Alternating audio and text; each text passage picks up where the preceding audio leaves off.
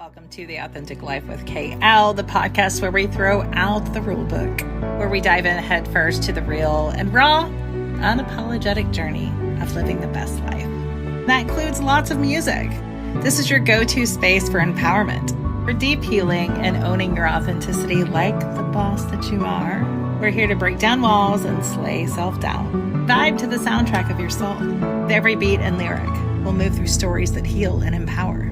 You can live your fullest and most badass life. Welcome to The Authentic Life with KL. This episode of The Authentic Life with KL is brought to you by Break the Silence, a nonprofit created using music as a platform to raise awareness for mental health, suicide prevention, and recovery of all kinds, offering hope and starting the hard conversations to bring communities together.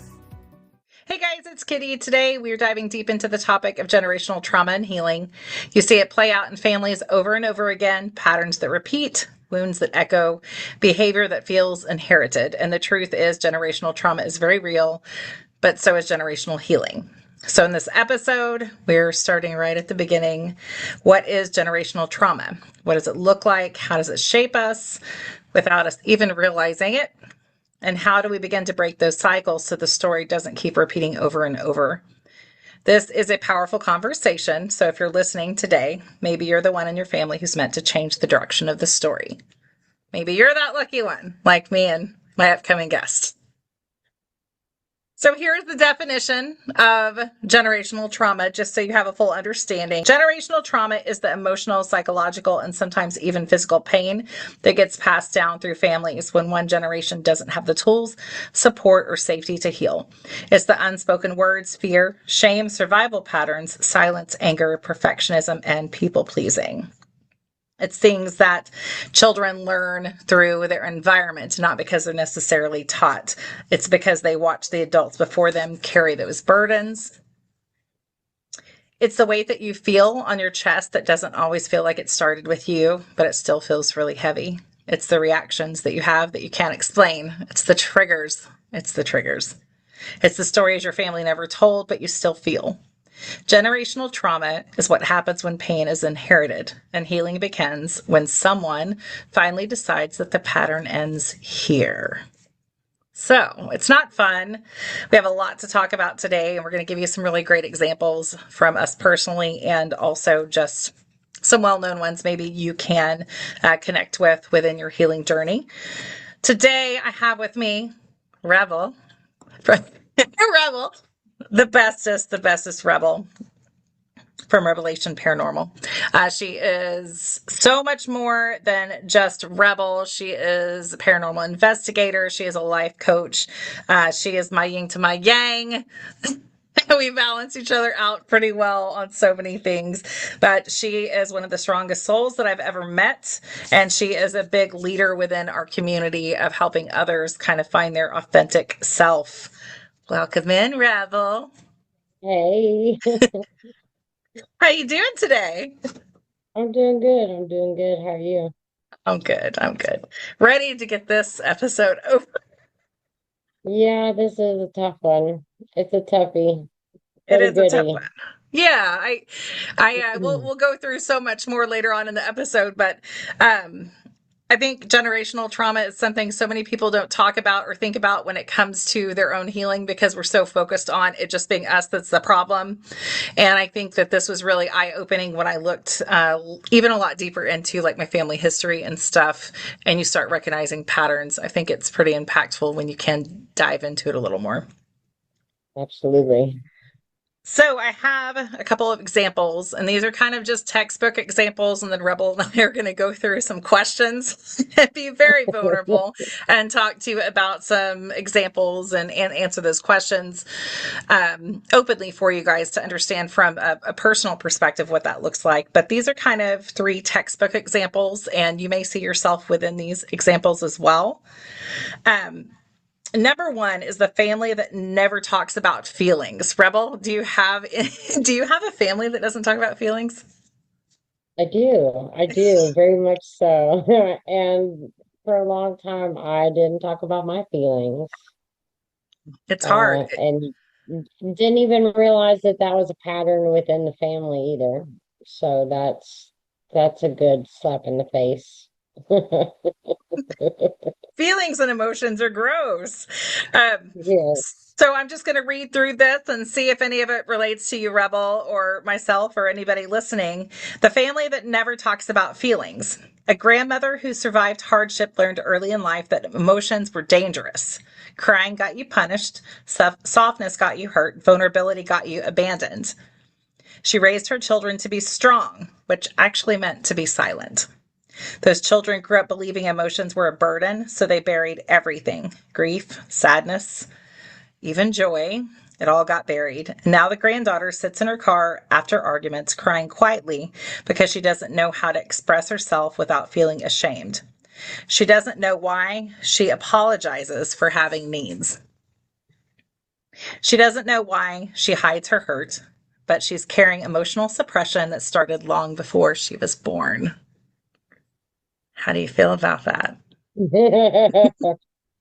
Well, in my story a little bit, within our community, when you read that book, it didn't start with you. That was really my eye opener on carrying the things before we're even born. Um, for example, me actually always feeling like I was put in the wrong body.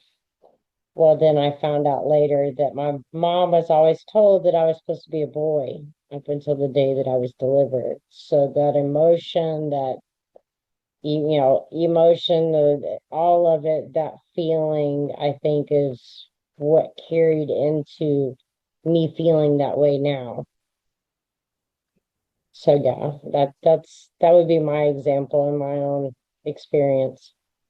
I think that that's I think that that's hard because I don't know. I think it's hard because we have so many things that happen to us, even when we're just inside our mom's bellies, right? There's so many things that happen that people do not give time and thought to think that maybe that could be part of it. You know, we're taught that inherently something's wrong with us, and it could be just generational trauma that's sitting there waiting for you to work through. And that's one of those things that, don't you feel like that was a big eye opener when you read that book? And it's like, wait, what? Absolutely, absolutely. And I'm like, well, if that's the case, if those feelings carry over, what other emotions or trauma or, any stressful situation while I was in her belly am I carrying as well? Because that one was like, okay, well, that makes sense on why I might feel this way now. But at the same time, what else is in there? Because that's only one little tiny, grain of sand in the whole picture. So it's like, what else could I be carrying that's not mine to carry, not only through my mother, but my grandmother and so on, along the ancestry line. And I think when I found some of those things out, I end up getting kind of, I mean, we'll talk about this later about the whole like healing process and stuff, but sometimes I get pissed off at myself because I'm like, man, I carried that for like 40 years and it wasn't even like, that's so dumb. Do you know how much more like space I would have to like do great things if I could have dropped that a long time ago? And knowing it wasn't even mine would have been great. But I know we're where we are at the moment because this is where we're supposed to be. But it is interesting to look back on that and to think the difference, the different life that you could have had knowing these things sooner. Absolutely. Absolutely. All right, number two. Number two, the household where anger was the only language. Have you guys met these people? I have heard this a lot when it comes to like my family lineage. It's like they're all a family of strong women. They're all bitch. They're all loud. They're all this. They're all that. And it's like, no, no, no. We were actually just I guess, a lineage of people not being heard that felt they needed to be that way. And when I think about that family's just angry, they're always mad, or they're always this, or they're always that. It's not always genetics in the way that people think it's genetics. Sometimes it's genetically evolved generational trauma as well. This one says a father who grew up in chaos learned that anger kept him safe. Anger made people back off. Anger meant control. So he brought that into his own family. Quick temper, slammed doors, yelling as his communication. His son grows up thinking anger is normal. It's the only way to be heard, but he also grows up terrified of becoming just like him. And one day, as he snaps at his partner and child, he hears his father's voice instead of his own. That moment of recognition is painful awareness that he's living out a pattern he did not choose. It was inherited. That one, that one, that one hits for me. There's situations within the family, especially with some of my siblings, and things will happen, and they'll be like, "I don't want to be like them." And I used to be like that with my mom. Like, I just don't want to be like her. But it's you. If you're not careful, you end up becoming that which you do not want to be. Right? It's wild, wild how that works. So the next one is the pattern of never feeling good enough. This one will probably get to a lot of people.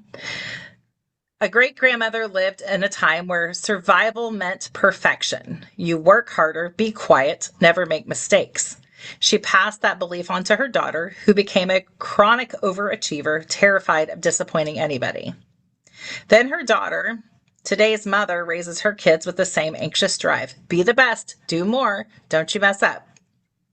Now the granddaughter is burned out at 14, melting under pressure to be everything to everyone. She doesn't understand why she feels guilty resting. She doesn't understand why slowing down feels unsafe. But she's carrying generations of perfectionism and fear of failure that was never hers to hold. That one's also, they're all very, very strong. Yeah. Yeah. They're very strong. I think that one, if I'm talking about a personal thing, that reminds me of having generations of, I'd say, women in the family.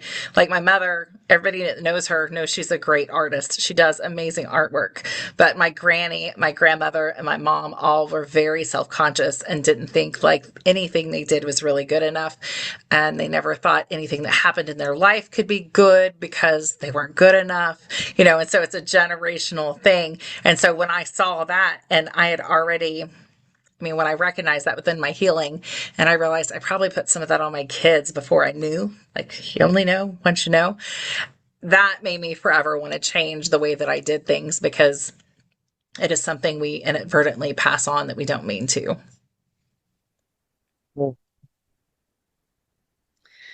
All right. Do you have anything to add? Lord knows, no. She's like, heck no. Heck no. All right. So these are kinds of patterns that we see in our personal lives and our families, even the people around us, friends, coworkers, and acquaintances. And I will say, when you become self-aware, and I know Rebel has had this too, but if you guys who are listening are working on healing or becoming self-aware, you will start to recognize things within yourself that you never ever thought you would ever recognize before. And whether it be like your own shit that you're dealing with, or whether you recognize it as a pattern within the family, it is a beautiful thing, but it's really hard. And there's a lot of things that come with that, from feeling guilty to being angry at yourself because it took so long, to being angry at your family for you being the one to having to break this like generational curse, that you call it. For Anytime me, you, a big one, I was gonna say, I know a big one for me is like all the time that I wasted, kind of like you commented on earlier. Like if I would have known, I could have, had all this time or all this space to fill it with something different. I yeah. think that's where a lot of mine came into. Yeah, because we hide behind a lot of things. I know that's with some of my family too. Not feeling worthy makes you hide and not be seen. And when you're not seen, okay, you feel like you're safe, but then you also see everybody around you that's seen, and you so deeply, and I think like fervently want that, but you won't give up the comfortableness of feeling not Won't step worthy out to of that jump out there. And box. that's where we're at today doing this podcast. It's just an interesting dynamic of it. Anytime you hear the people say the whole family is like that, all the men, all the women, that's the hardison. I'm just using your last name. That's the It's whatever, all right? That's that. You use the last names like that's the swope this, that's use the last name of some sort of characteristic, that most likely isn't genetic unless it's genetic, like the eye color or something. But if it's a temperament, an attitude, a behavior thing, it is more than just like a chromosomal inheritance, right? It's the gifts that keep on giving. So And my anytime, family is very highly that way. Like that's just the Hardison way, Our luck yeah, at work always goes like this, like it always does this or it always does that. Yeah. ours, the main one that us was like, it's just the women. That's just how they are. And I just Yeah. saw my mom, like, I'm like, that's not how it is. You don't have to be that way. And I think I became very sad when I realized, like, you guys don't have to be that way. Like, once I realized that, like, I didn't have to, that's not how we are. And then you get this immense sadness because you're like, you guys don't have to be that way. You choose to be that way because you want to, use it as a cop out or whatever that may be. It's comfortable there where you're at saying it's just what we do, but it's Yeah, because not. then that grief and sorrow creeps in because you're like, Yeah. man, I see so much potential in you. Why can you not just see this? Like I see it. How can you not see it? Yeah. Oh, yeah. Yeah, that's hard. We've had that conversation before. It's hard. You watch Yeah. people and they are getting up and they're falling and they're getting up and falling. And that's fine to get up and fall, but it's over the same thing when you're like, all you have to do is, but you have to let them, heal and go through it at their own pace. And it's hard when you see how much potential they have and how much greatness that they can do. And you just have to watch, you know. You have to, I guess that's where the whole lighthouse thing comes in for our community is that, you have to watch, but maybe if they watch you be vulnerable and say all the stuff that they don't want to say, and maybe that's when my story matters, right? My story matters because it can make a Mhm. difference. So, generational trauma is the same wound repeating through different people, the same coping mechanisms showing up in new faces, the same story being rewritten again and again and again because nobody was ever taught or even wanted to do a different way. The powerful part is the moment that someone recognizes it, the moment someone says, "This pattern ends with me." That is when generational healing begins.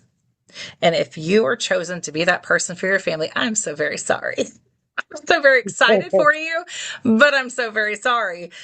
It is a very long road and it's full of lots of different emotions, but there is support out there, right? There is support. We have our community that talks about it in depth. And you need to find a community, even if it's not ours, you need to find somewhere to go to get support to walk through this emotional shitstorm you're about to go Yeah. through or that you've been Yeah. going through, right?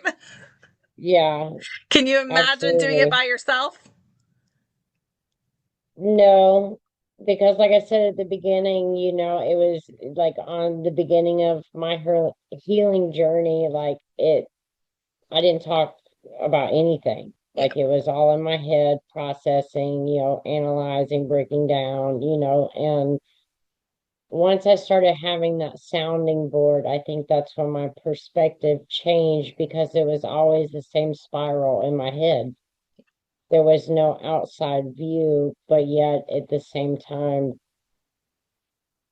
without that process, I don't think it would be where it is today of not opening up to, you know what I mean, to allow that opening up and stepping into that vulnerability to let other people, because like you said, the ones that want to be seen yet hiding, Yeah. it's taking that step into that vulnerability to just to let see a lot of, like a little micro piece of yourself being seen by someone else.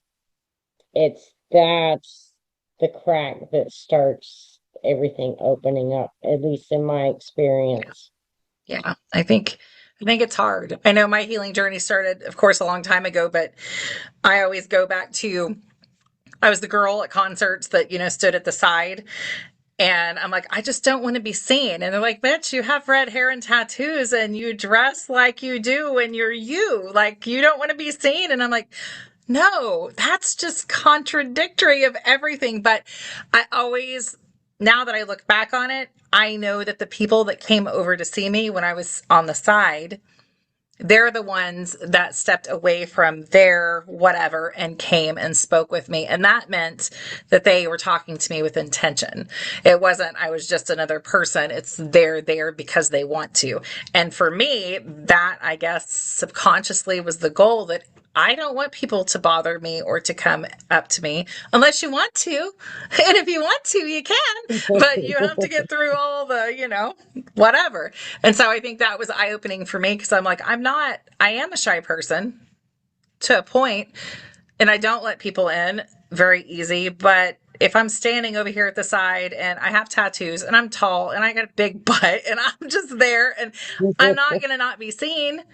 So what are you doing? And that's exactly what it is. Your subconscious does those things. Like you don't have a choice in it until you start looking internal to kind of dive in and see what your subconscious is doing for you. Autopilot. Yeah. Yeah, and that's a hard one in itself, turning off the autopilot Yeah. when it's been autopilot for so long. Yeah. And it's scary because it's comfortable being on autopilot, I feel like. When you try to be in the moment and share moments with people, or you try to be in the moment and not think about all the things that you're kind of customized to doing, it's scary. It's scary. It's Very scary. scary. Vulnerability is scary. All right, so But we have yet some. so freeing at the same time. It is freeing because I mean, it's freeing for a lot of reasons, but I think it's freeing when you can be like your authentic self, and you know that the people that are around you are there because they want to be. There's no other reason. It's not because they're forced to be with you, because why in God's sake would someone stay just because they're forced? But it's because these people are in your life because they want to be. And I think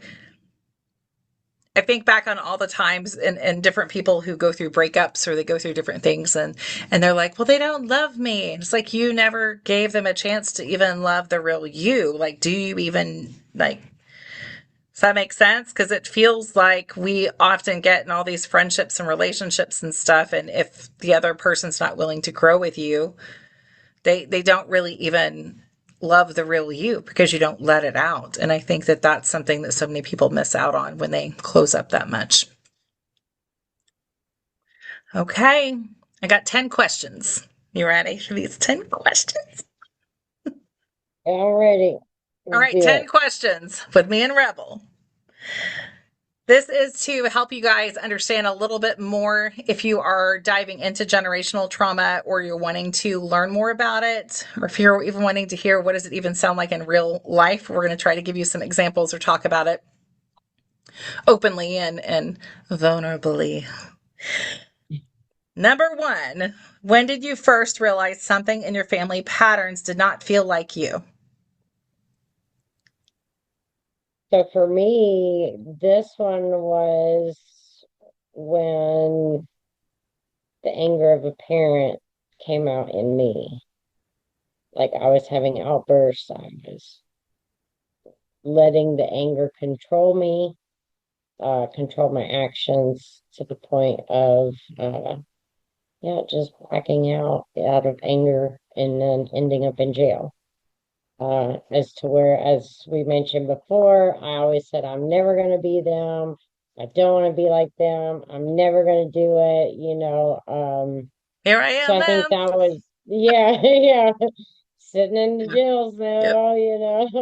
now, but yeah, so I think that was my first eye opener of, because I always said I never wanted to make someone feel the way it made me feel when the anger was taken out on me, and then not really being aware of that situation when it came up. And so I was following right in those footsteps until it hit the max where I topped out.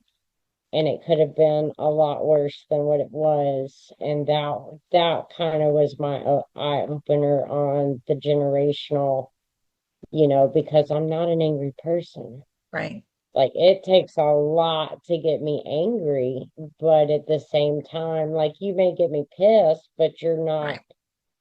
angry, Yeah. So that I think that was my first eye opener with the generational stuff. Yeah.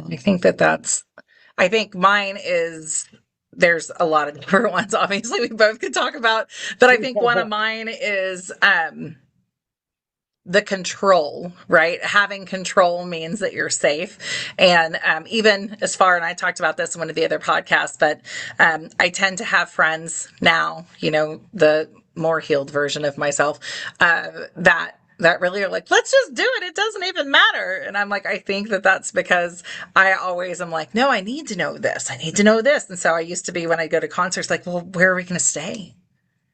You mean we don't know immediately where we're going to stay? That's not safe. What if there's not a room? And it's like, what if there's not? Like, why do you care? You just go and have like another one. But like, it comes through like in real life on that control means you're safe. When you are in control, that means you're safe. When you don't have things planned out, that's dangerous. But that comes from being in an environment to where you only feel safe when you can control something, or being in an environment where you can't control anything. And when you're a child, or you're going through whatever you go through growing up, and there is no safety net, there's not something felt that's a safety net. I think that we always go to that opposite end of needing to control, because all this felt very out of control. So I think that that's when I realized, like, man, I'll be all right if I don't have a place to stay immediately. Like, I'm gonna be all right. Like, what is that? And that's what it is. It comes from, like, I need to know that makes me feel safe. But I also think that when you have people who care about you, and then they realize those things, they're like, okay, well, it makes her feel safe. Then, let's meet in the middle. But I think that that's one of the first things that I really, really looked into and was like, oh, yeah, that's not necessarily something like that I grew up and this is mine. It comes from something different. Number two, what was a moment that made you say, okay, this isn't just a one-off, it's a generational cycle? So for me, it would be money equals success. Yeah, that's Um, it's so in my family dynamic, the generations before didn't come from a lot. However, they found their wealth, whether it be through someone else, a company, whatever, they found their wealth. And seeing the changes in them told me that it was not safe to be successful. And I also see that within my mother as well. There's slight differences on those perceptions of it, but it's all having to do with money equals success. And so that one for me is a big one, because I was like, you know what? I will have absolutely nothing and I'll be all right. Like, I don't have a hotel room to stay in. That's fine. I got the car. I got the sleeping bag. Like, I'll yeah, figure I something can't sleep out, at the Yeah. hotel. What would I do? But it was the attitude that I saw those family members take, having the money, having that success, to where they would look down on other family members for not having that comfortability within their financial stability. And it's like, we're doing the exact amount of same of work, like, but it's out there faster than I did, if things were changed, you probably wouldn't have had what you have this early, yada yada. So for me, it's learning being successful is not about the money. It's about that feeling that enriches you in the core. Then what would I like to have materialistically in this world? To me, I think that's where my love for the little moments, like the small things, to where it's not materialistic, the things I can't get back. Like materialistic, I can get back tenfold if I chose to, but it's those core moments that I've focused towards more today than the money or materialistic portion. But at the same time, I still have that hesitancy to put myself out there, because if I make money and become successful, I'm going to turn into those people Yeah. with Are you that going to be an asshole? attitude. And right, Yeah. right. Yeah. So Yeah. I think that one is a big one for me currently. I feel that one. I feel that one on different levels because I too have family that has money, and I personally don't feel any benefit from that, but I have family that has money, and I've seen different things within the family of what it can do, the positive and the negative. And I've also seen the other part of it of coming from part of the family who doesn't have any money. And then it's like, well, if you don't have money, then that means you're like this person. And then that's not what you want to be. So then, but you don't want to be like that person because then they act that way. But then this person doesn't have money and they're not accepted. And so it's finding that like, well, fuck it, I guess I just don't care about any money. Like, but, Right. but then I think that digs deep or goes deeper because I think that, um, the ones that mistreat right before we know better to stand up for ourselves, I say mistreat, the ones who are just being who they are, it causes something within us to feel unworthy. And we feel like something's wrong with us if we don't feel the exact same as the other people. And so then we feel unworthy. And then we also have a fear of, well, I don't want to be like that person. That still goes back to being unworthy, right? It's like we just want to be worthy and we just want to be seen. But if we do it this way, we're not going to be. But I couldn't make it that way. So that means I'm not worthy. And I think I struggle with that myself, but I do. Like anybody could buy me $1 million present, $5 present, whatever. It's probably not going to mean the same as time that people, put when people put aside time for me. Like that means again with me that like you're here because you want to be, right? It's not because you feel guilty. You need to buy a present. I like presents. But if they come only with the gift of money, that that comes from a sore spot for me because that means that's how you show your love. And I don't want love received that way. Um, Now, if you show up for me and you give me time and you want to give me money, I'm okay with it. Like, don't feel like, guys, you can't give me money. But I think that there is that hesitancy that I don't want you to show me your love by giving me money. I don't want that. I think time and moments that can never be replaced are so much more expensive for me, or at Mhm. least they're appreciated in a completely different way. And so I feel that on the money part. I think that so many of us struggle on trying to live the lives that we want because we've absorbed this unworthiness because we don't have, but then we don't want to be like what they don't want. And that's still just unworthy. So just wanting to be And worthy. then, and that's like, in my family with my dynamic, my cousin could go ask the person with money for a certain amount, and then I could go ask, for that exact same certain amount, and that person would give it to my cousin, but not to me. Yeah. You know what I mean? So it to me, it ties all into that, not being worthy, whether it's to someone else, and it just What did I spirals do? into so many. Yeah. What did Yeah, I yeah. do so wrong that I'm not worthy like that person is?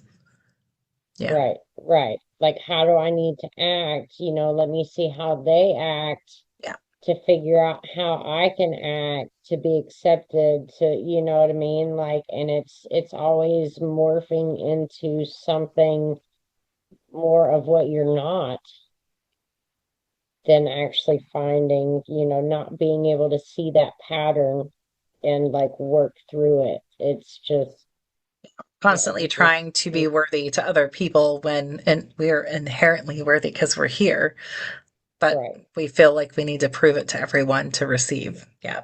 Hmm. Number three, in your own healing, what was the hardest truth you had to face about where those patterns came from? Mm. This one's a hard one for me. The hardest thing I had to face was seeing the patterns, figuring out for me where they came from, and then trying to, go back through the lineage and see exactly where it started. But in the immediate family, um, it was more or less these patterns are not what defines me. Yeah. It was learning things about myself and being able to recreate how bring that new self image in there after seeing the patterns and changing everything. It was, oh, well, I'm not as worthless as I thought I was. I'm not this like everyone, I'm not too much because everyone's told me this for so long. I'm not shy like everybody tells me. I'm more observant. You know what I mean? Like everything that I heard that I took as my own truth within those generational patterns, learning that it wasn't me was probably the most impactful of going down where they came from. I think that's, I think that is impactful to start understanding that while it's yours to heal and take care of, and find a way out, that it perhaps didn't start with you. And when you've been in the generational shitstorm, you grow up thinking this is just how it is. This is just how I am. Because I always question, why am I like this? Why can I not do anything right? Why can I not, you Yeah, know what I mean? Because I was seeing and yeah, getting everybody's responses of that's not right. You're not doing this right. Like you don't need to do it this way. You need to do it that way. You know what I mean? Like always being critiqued. And it was like, okay, well, what's wrong with me? I can't ever do anything right. Obviously, I'm not worthy. I'm not good enough. I can't do this, and then yeah, of course the years and decades of, that downward spiral happens. yeah, yeah. I think another one for me is I mean, looking around and trying to dissect, and going back generations, and it's like, oh yeah, my great grandma did do that, and then that, and then that. But then I think facing the reality of what is mine on it versus what isn't, and the part that I play in this whole generational, I keep calling it a shitstorm because that's what it is, but in the generational shitstorm of it is understanding maybe it does come from other people, but understanding your role that you play in it, and that I played this role for a long time.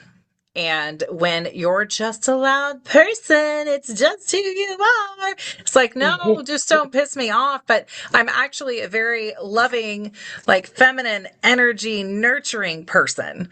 But when you're forced, I say forced, when you are in an environment to where you cannot be that, you only know how to be one way. And so understanding the part that I play in it on What do I really want to be? What do I really feel inside? What doesn't feel safe? What does feel safe? I think that is another part of where it comes from.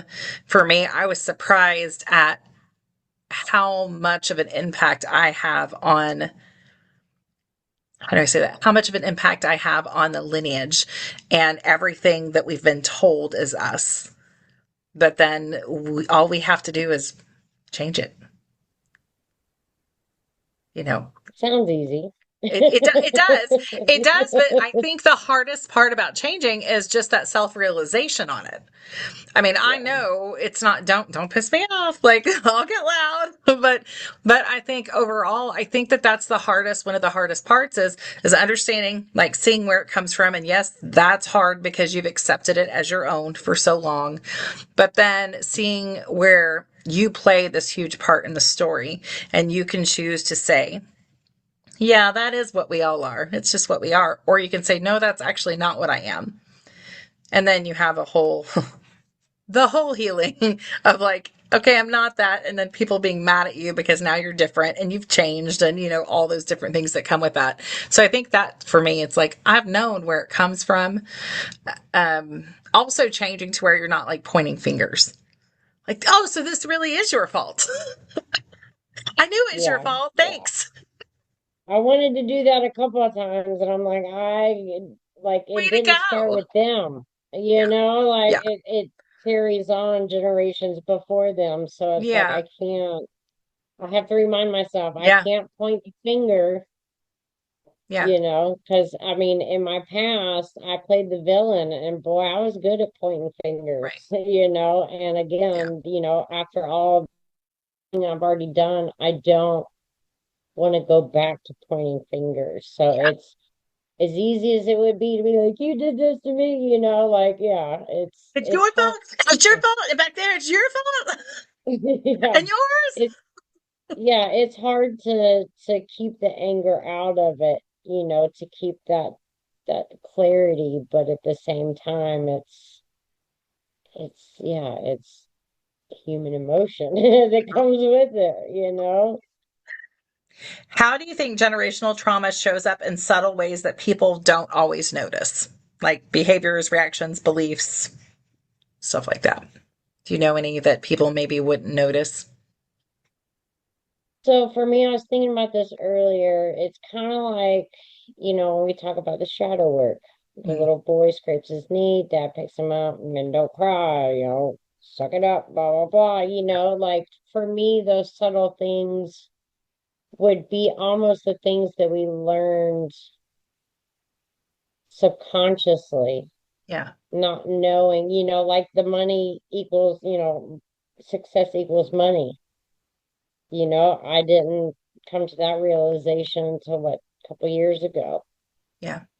I just thought it was, well, I don't want to be like that, and I think it's the subtleness of how easy it is to be programmed in Yeah. subconsciously without being seen for so many Yeah. generations. Yeah. We're all literally being programmed from our generations before us. And generations ahead of us are being programmed by what we're doing right now. And that is not just genetic. That could be, family lines, that could be friends that you have. It could be all these different things. When you share your story, you're not only changing your life personally when you share your story or make an impact, it's the people around you and it's generations ahead. When people really are impacted, it changes a whole lineage, but it changes just the whole future of so many people. What is something you once believed was normal in your family that you later realized was a trauma response? Being left to your own emotions. Being left to deal with your own emotions by yourself, especially as a child. Learn that's where I learned that being silent is better than speaking up.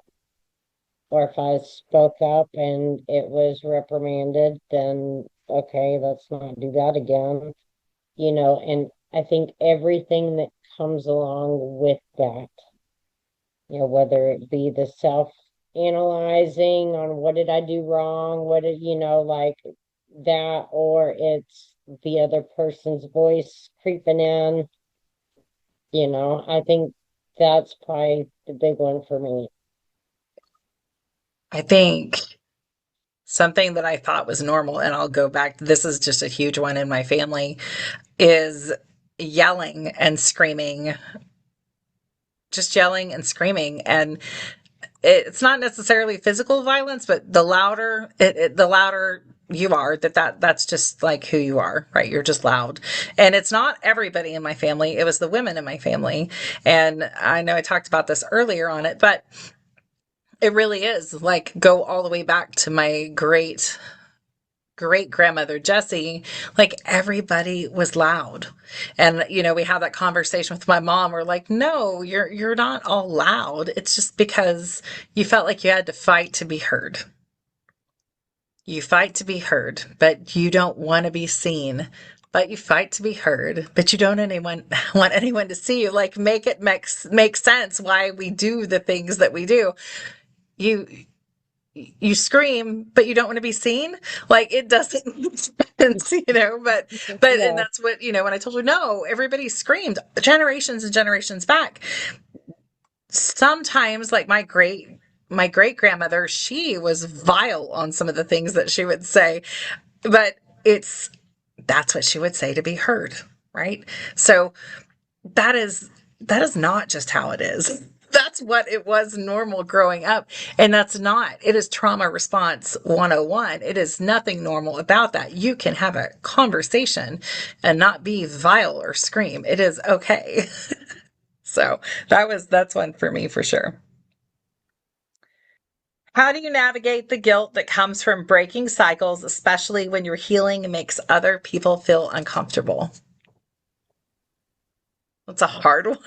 It's hard. So for me, that's when the inner push pull starts. The the new me wanting to have the freedom and move out of it to break the cycle, but yet the old me that's willing to be comfortable to just, I don't want to ruff any feathers. I don't want to, like, I don't want to have to walk on eggshells because if I say something wrong, it's, it's going to trigger you because now my, throat chakra's open and I'll tell you how it is now, Um, but it also comes in hard setting those new boundaries too on that portion of it.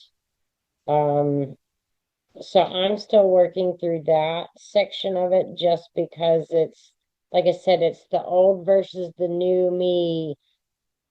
Like it's always been this way. And I know if I just go back to this way, it'll smooth things out for a while. And then we can deal with it when we hit that bump down the road.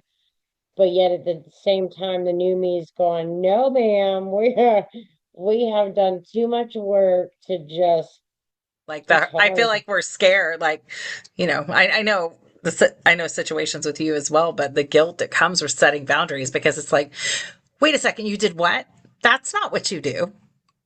Well, I mean, that's what I'm doing now, right? How do you navigate through that, Rebel? Um, I'd say with that, it would probably recently I keep telling myself that obviously this boundary was set for a reason. You know what I mean? Like Yeah. there's a reason why you took the time to think about setting this boundary and what it would entail for yourself, not only, but also it may also be a boundary to help them as Yeah. well. Like if I've helped somebody too much and I set that boundary of, well, I can't help you today. and they're like, oh, and it's not only for myself, for maybe it's a day I need to rest. Like maybe I'm physically not feeling well.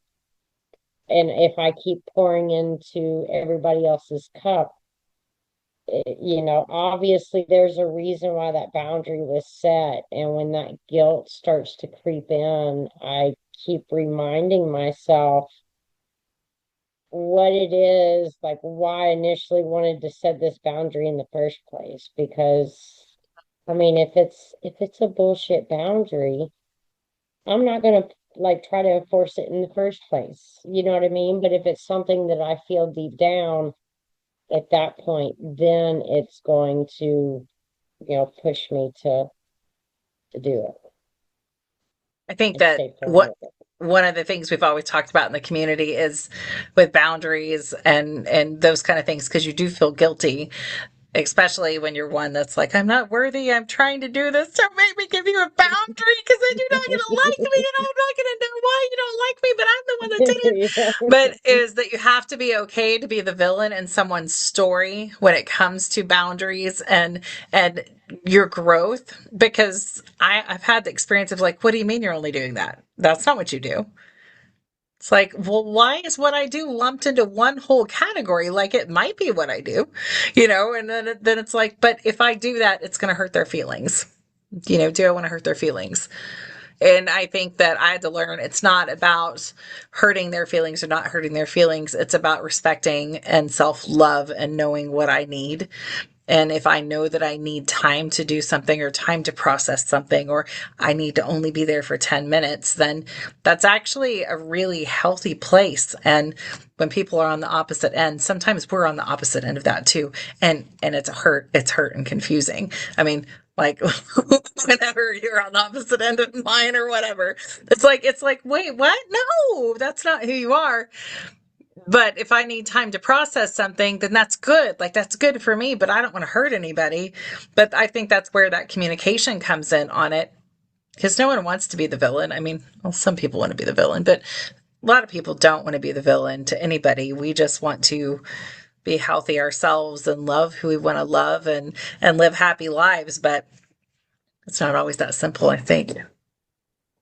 And I also think that, setting the boundary with that other person, especially if you know their trauma triggers, Yeah.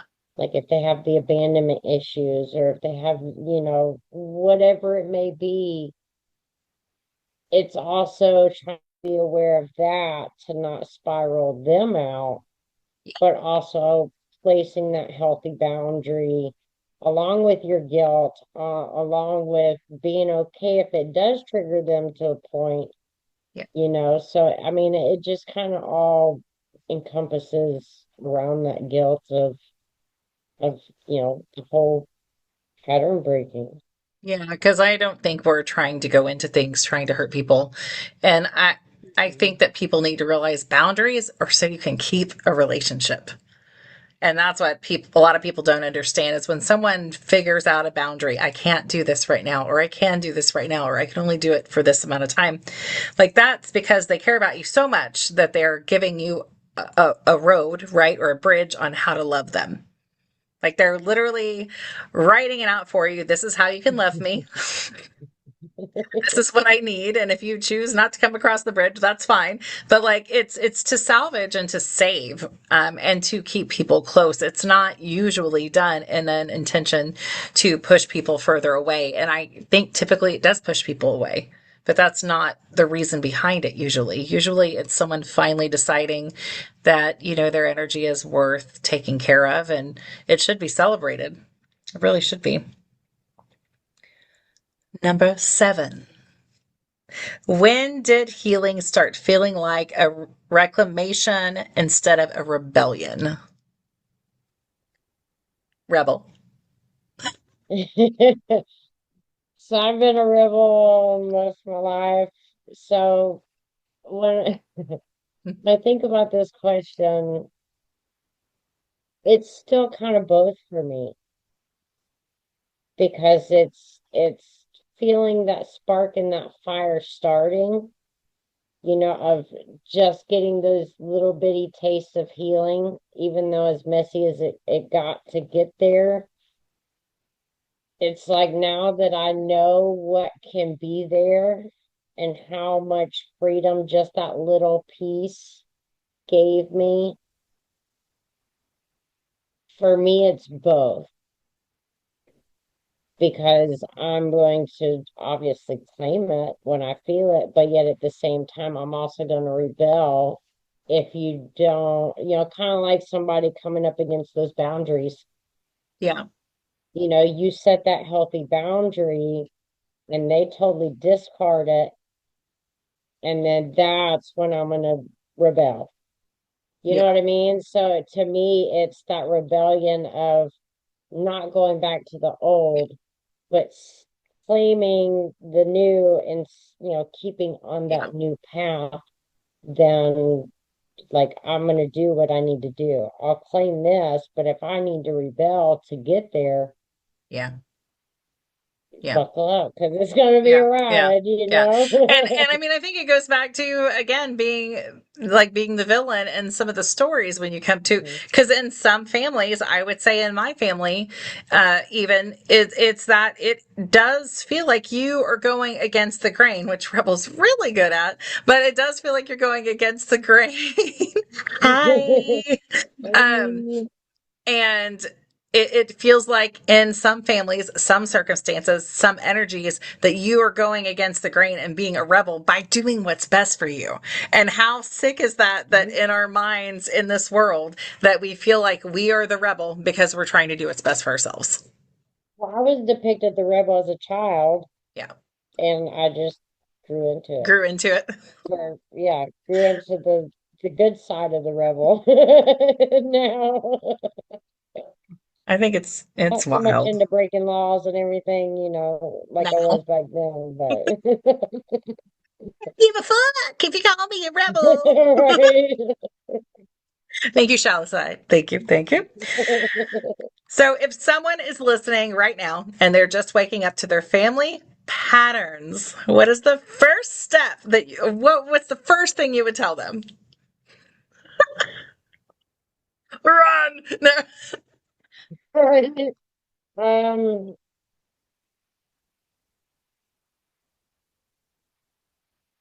Buckle up and be prepared because this road is going to take you far deeper than you ever thought you would go. At least in my experience, I thought I was deep and then, would move through that little piece and then something like way deeper. And I'm like, oh, ew. Ew. And then here we go. We're gonna move through this one, So I think it's just be prepared if you take this on, but also know the end because like we said before, this is not only just for us. It's the past lineage as well as the future lineage that benefits from all of this. Yeah. And in our And if you circumstance, are a it's, pattern breaker, yeah. I'm sorry, but yet at the same time, I feel it's an honor Yeah. to be able to be the breaker. It sucks because you got to go through all the motions to get there, just like any other healing, but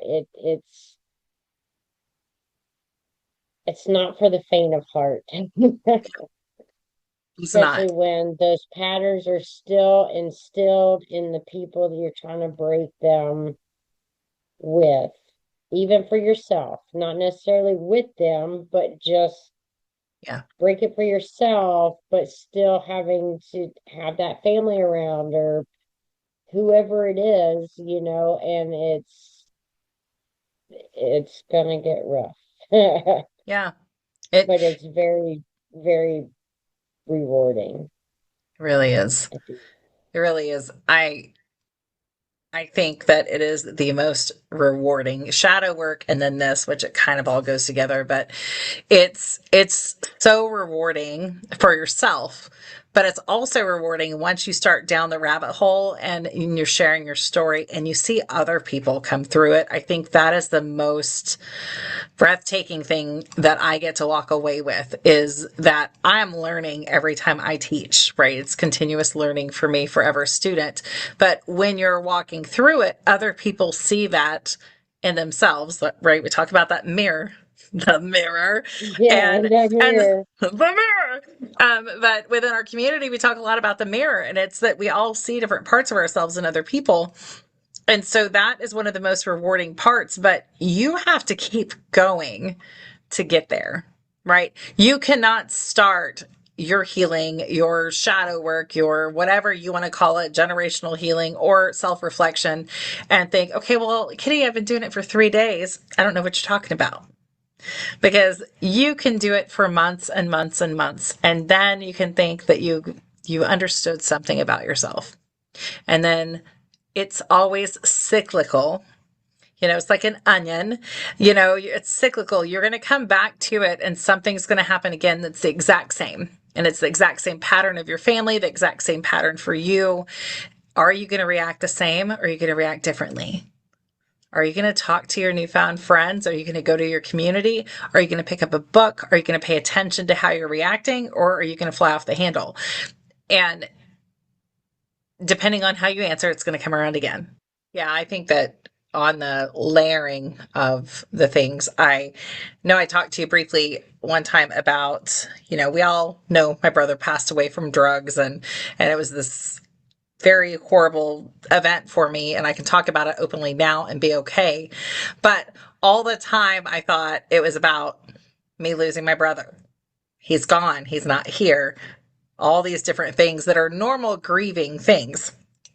10, 12 years down the line, I realized this year, his death date came, and I realized, oh my gosh, I felt like he abandoned me. I was mad at him for so long. So processing through the death wasn't just processing through the death. It was me also processing, like, you were supposed to be by me. You're the one that knew everything that we went through, and you were the closest one to me in age to even understand anything that I went through. And you left. And so it was like, so that's what we're talking about. We're talking about like layers. It's like, yeah, okay, that happened. And I thought it was fine, and I'm good. Right. And I'm grateful for all the experiences regarding that. But here comes this, and so Yeah. you have to understand that it cycles back around. And so then it's like, okay, well, I feel like I've been abandoned. Okay, so that explains why, I close off to people, because people, you know, not of their own accord left this planet, and that's not even something, that you have control over. So some of these things are things that subconsciously your body says this is what it is. But, as an adult, you can't really be abandoned because you can take care of yourself. And so they can leave you physically, but abandon is you can't take care of yourself and they leave you. And I learned that I was processing, you left me, you abandoned me, you're supposed to stay here the whole time. And then I was like, wait, what the fuck is that? Like, I already worked through all this. And so the layers come and they may continue to come, but that's growth too. So when you start seeing things differently, it shows that you're working through, and that's a good thing. Again, it's to be celebrated from all of us. What does breaking generational cycles look like in real time? Not like let's heal. It's so fun. It's fine. Everything's fine. What does it look like in real time? For me in real time, it's all of the emotions, the anger, the guilt, the shame, the every emotion you can think of, but yet also realizing that if I wasn't aware of it in say in an argument, I Hmm. started yelling, screaming, and let that anger back out again, without being aware of it, Yeah. that I was reaching that limit. And it's it's just because you get it right this time. Yeah. Just know you're not going to get it right every time because it's something we're not always aware of.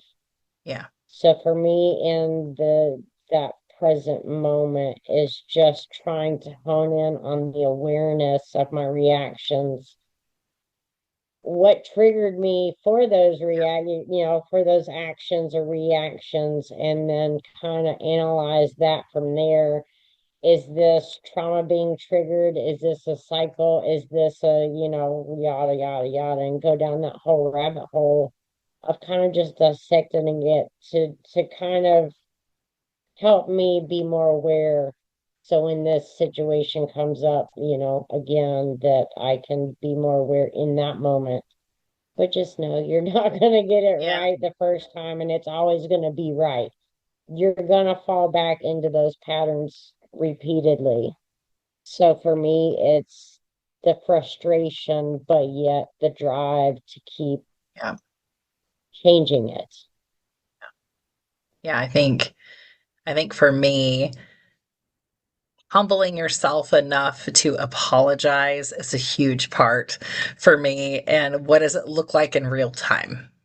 Real time is I said something to my teenager and I apologize because I shouldn't have done that. Or as an adult, I've apologized to my children who are adults that, man, I just wish I would have raised you from a more healed version. I'm sorry you got like literally the worst version, or whatever. Right, right. And that could mean like you could go back into, I know AA does it and different things do it, but you could go and write letters to people that you know that you've hurt. Like understanding the guilt that comes with healing also, right? Because you have made mistakes and you have hurt people. You're a person, right? And you can only hope that someone who you've hurt looks at you through the eyes of grace of what you're looking at other people around you with, because it doesn't often happen that way. So if you can humble yourself enough to apologize to people and be vulnerable about where you're at, I think that does wonders in the healing process. I think it does 100%. wonders, don't you think? And I think that that's hard as a mom, but I also think that's hard as friends. I think that's hard in any relationships. I think it's hard from like child to parent, parent to child. Like no one wants to apologize. No one wants to say, I'm wrong. But be okay being wrong. Like, be okay being wrong. You fucked up. People fuck up. Everybody fucks up. We all fuck up. It's all about that. But, but I think when people can see you to be vulnerable and say, I'm sorry, I was wrong, I think that opens up a lot of doors for the healing to spread like wildfire wherever it's going to go. I agree. Yeah. I think in the moment, healing is messy, it's gross, it's sad, it's happy, it's exciting, it's terrifying, it's Pressing. depressing. You're going to cry, you're going to laugh. But the moment that you have that first aha moment is really a cool moment. And that's what you need to go for when you first start. The moment you have the first aha moment and you're like, oh my, it's over for you. Like it's over for you in such a good way because it sends you down all these different rabbit holes of trying to understand what else do I not know about myself? Like you realize you're really a cool fucking person. You're worth knowing. You have a lot of really cool things in there that are not just like, oh, that's just who she is. No, it's not who I am. Like, it's not. And it's like, oh, it's just who Rebel is. It's just who she is. It's like, no, you get to choose what you keep. You get to choose the people you keep in your life. You get to choose who you are, right? It's time to have an active, like, response in your life of building the life that you want and the people that are around you, right? It's just so important. Right, Rebel? That's right. Build your It is very life. important. If you could give anyone a piece of advice that's struggling mentally right now, what is a piece of advice you would give them that would impact them? You hope would impact them.